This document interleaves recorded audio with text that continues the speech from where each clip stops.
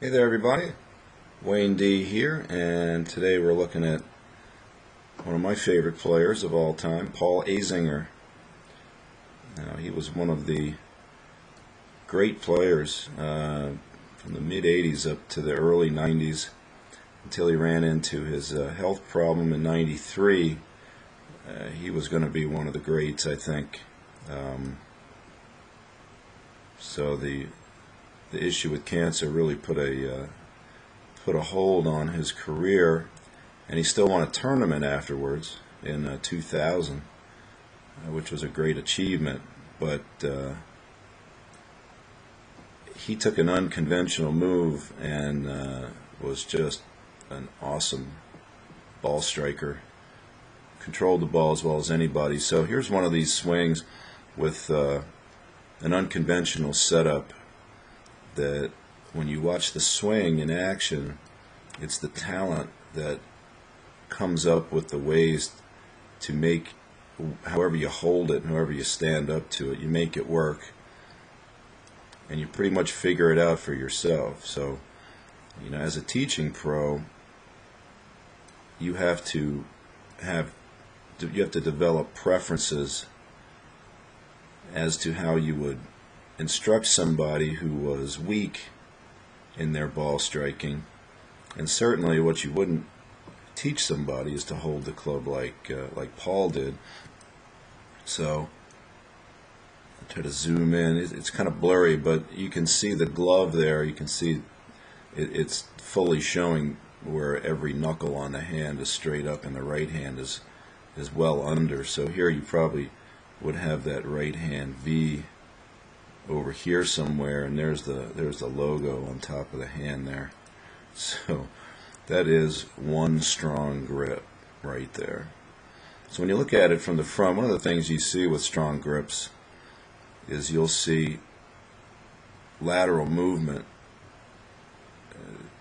to a fair degree almost every time, because there needs to be plenty of drag on the club in order to keep the wrist from bowing down too soon. So you're going to see this camera's moving around a little bit, but you can see the space between him and the caddy. So yeah, the camera's moving all over, but he almost catches up to the caddy. So when you look at that space there, so you can see how he's moving forward there. Now here's where it is really cool. When we watch it from the back, now one thing that I teach is an erect posture and lowering during the swing. Well, he's the opposite. He would bend way over, and here's another major champion who bent over, Brandel. So Paul would bend way over and elevate just a massive amount. I mean, I don't even know of anybody who lifted that much. I'd have to go through just like every swing to see somebody who would lift that much. But from this bent over posture, these things tend to even out. So it's hard to tell how much his actual angle is here, because he's so rounded off the top of the shoulders. The legs, however, are in normal condition here. When you look at the bend here, he's definitely got his weight out toward the balls of his feet here. Got the shaft conventionally pointing up at the belt buckle. So let's watch the swing go here. Wrong swing. We'll do this one. So kind of a deliberate start to the swing. You can see the right leg straighten. See the left knee pop out.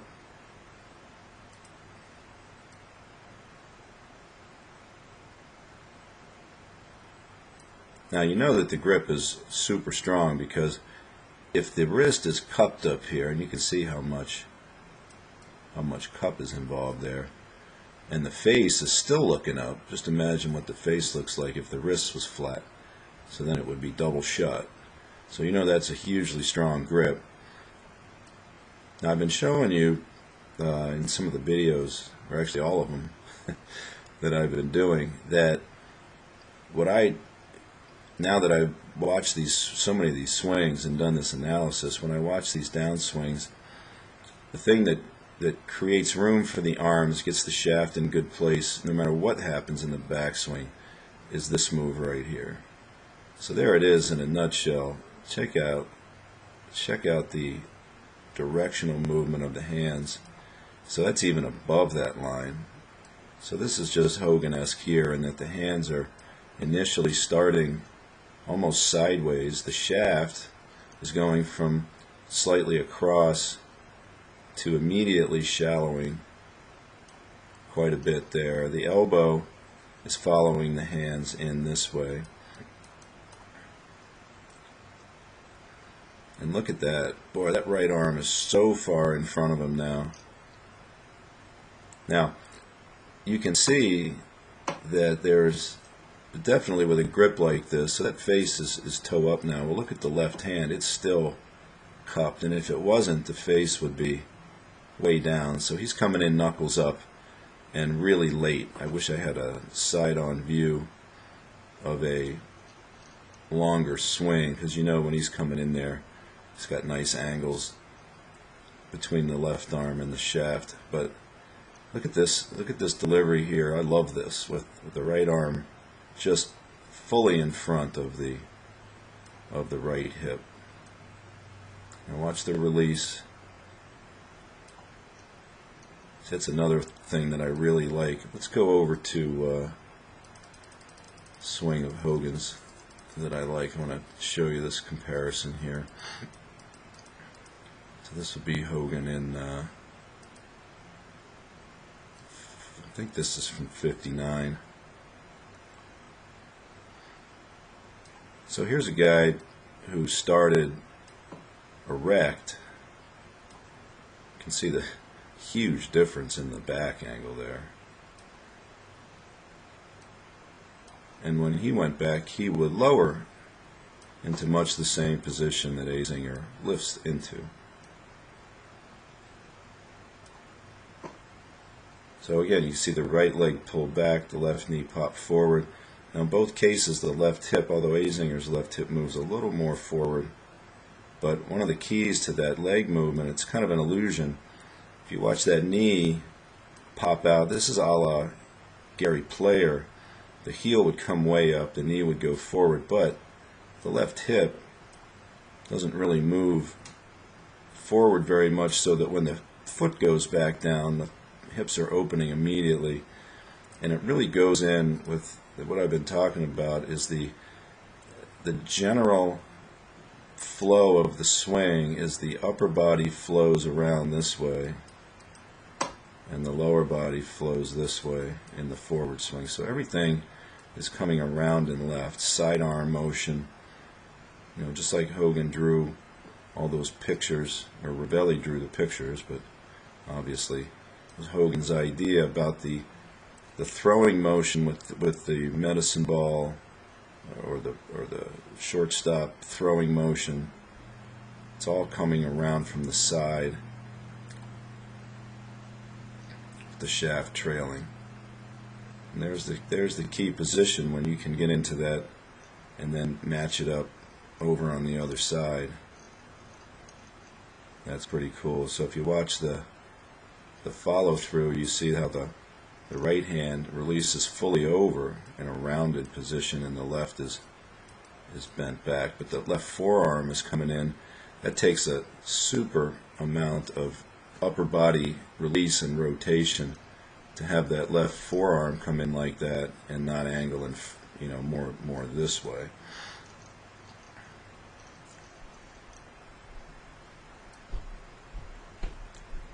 He was a rangy, kind of semi-tall guy, kind of thin but wiry strong, and could really flight the ball, and he could hit the ball hard. But the big thing about Zinger was he was as competitive a person as you'll ever see. I mean, that guy was tough as nails, and that really came out later when he was captain. He was the captain of the Ryder Cup team. So let's head back and look at see if we can find a different move. Here's another swing of his. This looks like it's out of La Costa. You can see the same idea. Lift. Now, I think this might be a little bit later on in his career. I'm not quite sure. This is interesting because the left foot completely replants itself in a different spot. But what's amazing is how open he gets, even though it would appear that the weight is going forward.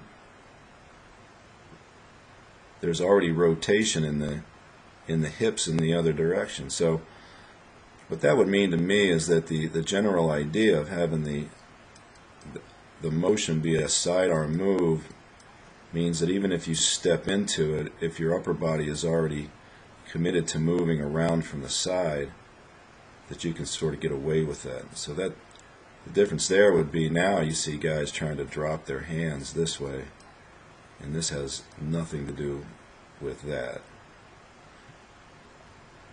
So the big idiosyncrasies there, again, would be the grip being massively strong, aiding in the cupping of the wrist, which aids in the wrist cock. And then dealing with that, you have to come around and open up a lot, really, in order to keep that club face open. If you wanted to see another guy with the same type of action, it would be Duval. Really strong grip, pretty shut face, and then there's the move again. There's the around move. Duval's hands go a little more down toward the ball, but look at the opening of the body. Really the same thing here with Paul.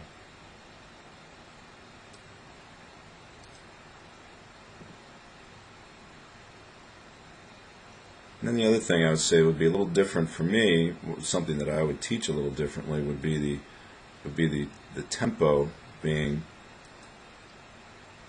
slower going back than I would ever teach. But that might have to do with the lifting part of it as well. All right, so there you have it. One of the great old players, Paul Azinger. I'd like to see him play some on the Champions Tour. I think it would be fun to watch. And he's a great announcer too. I really like listening to him. He's a very honest guy. Politics are a little right, but I enjoy listening to him. So anyway, Paul Azinger.